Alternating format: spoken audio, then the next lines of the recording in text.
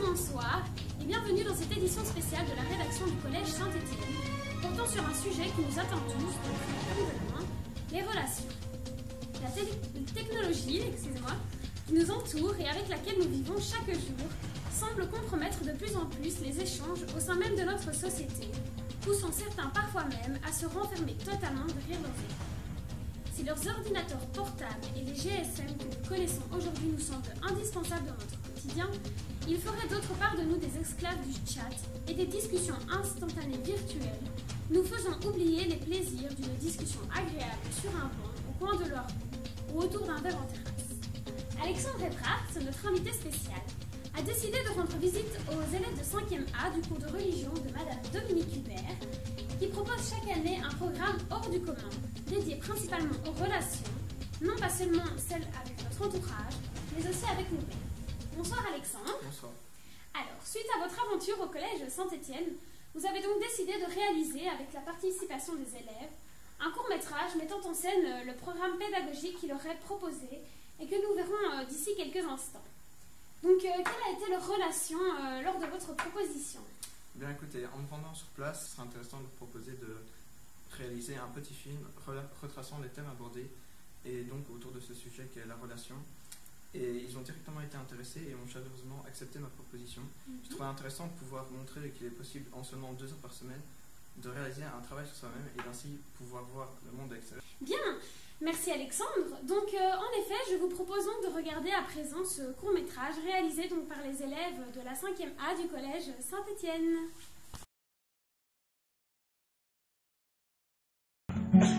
Le vrai courage, c'est d'oser reconnaître sa vérité.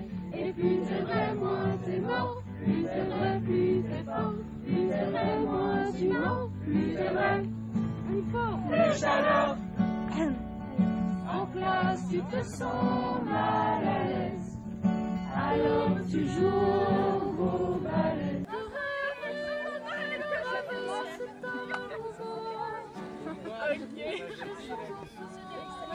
Non, Ajar de l'autre côté. Il n'y a plus personne là.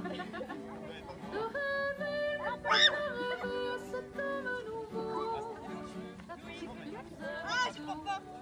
Oui, ça guide pas les bras. Ça, c'est Justine. Emmène-moi comme ça, je te reconnais. C'est juste que je voudrais bien que vous le fassiez, mais vraiment en conscience, en vous disant, je me mets au défi d'être dans le moment présent, en profitant bien. Comment je vais être dans le moment présent? En ouvrant tous mes sens. Donc je vais essayer de me dire, tiens, je ne vais pas être dehors comme je le suis d'habitude, je vais tout d'un coup vraiment sentir que le soleil vient, je vais écouter. Alors peut-être que parfois il y aura des bruits qui ne me plaisent pas, mais je pourrais peut-être aussi écouter plein d'oiseaux que j'ai pas entendus jusque-là.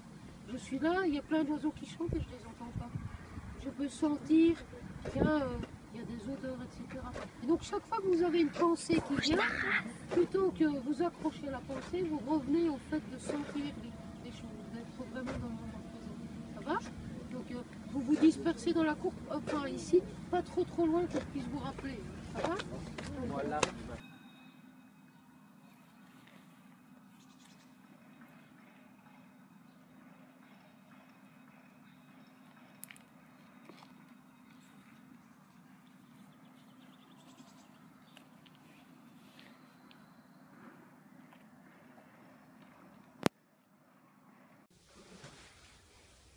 Moi c'est Soraya et je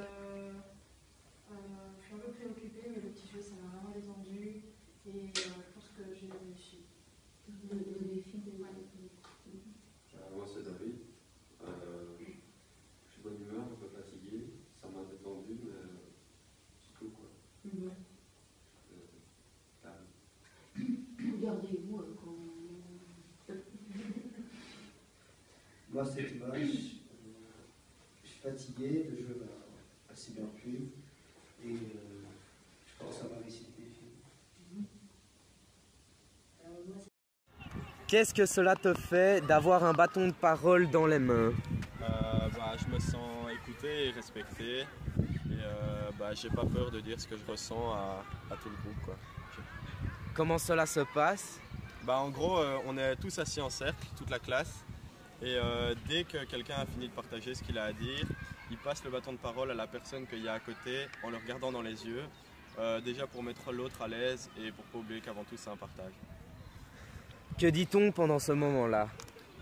Bah, on dit ce qu'on pense et ce qu'on ressent, et si on a une anecdote à partager, on peut le faire. Et si on a un problème aussi à raconter parce que le poids est trop lourd à porter seul, bah, on profite de ce moment-là.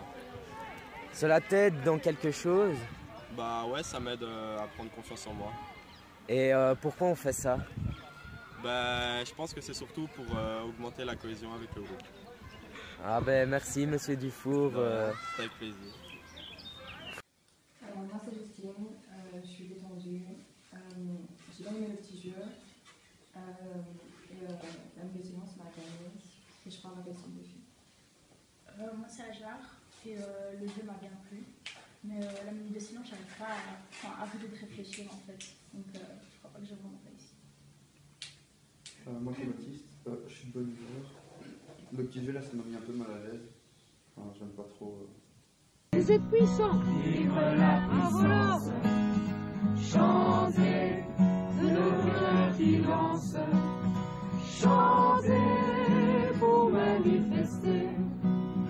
Chantez notre humanité. La la la la la la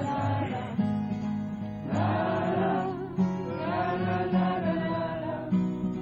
Chantez. Se connecter, chanter à l'éternité, chanter, chanter. Qu'est-ce que les jeudis? Les jeudis, c'est des petits défis sous forme de jeu qu'on se lance une fois par semaine qui permet de nous dépasser. Donne-moi quelques exemples. Il y avait le compliment sincère. Donc ça, en fait, on devait faire un compliment sincèrement à une personne et c'était pas pour attendre quelque chose en retour. Il y a le défi de jeu se mettre à la place de l'autre, donc c'est dans une dispute, un conflit, ne pas regarder que son point de vue, regarder aussi le point de vue de l'autre, comment il a ressenti les choses. Et le dernier, c'était le jeu du sourire, et donc là c'était assez simple, c'est juste dans la rue ou avec nos amis, n'importe qui, leur faire un sourire et voilà. Et à quoi vous ont servi ces jeudis? Ça nous a permis surtout de mieux nous connaître, d'apprendre à nous dépasser, voilà. Personnellement, ça m'a appris à être moins égoïste.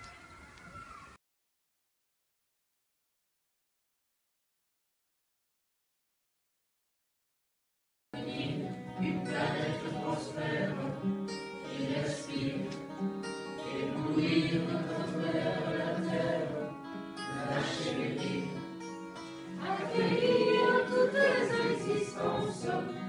Honorer, découvrir une nouvelle puissance, partager. Soyons le changement que nous voulons voir dans le monde. Soyons les artisans d'une fraternité féconde. Cultivons notre lien avec nos racines profondes. Prenons soin de ce bien qui nous entraîne dans la ronde de la vie. Soyons le changement que nous voulons voir dans le monde. Soyons les artisans d'une fraternité féconde. Cultivons notre lien avec nos racines profondes. Prenons soin de ce bien qui nous entraîne dans la ronde de la vie.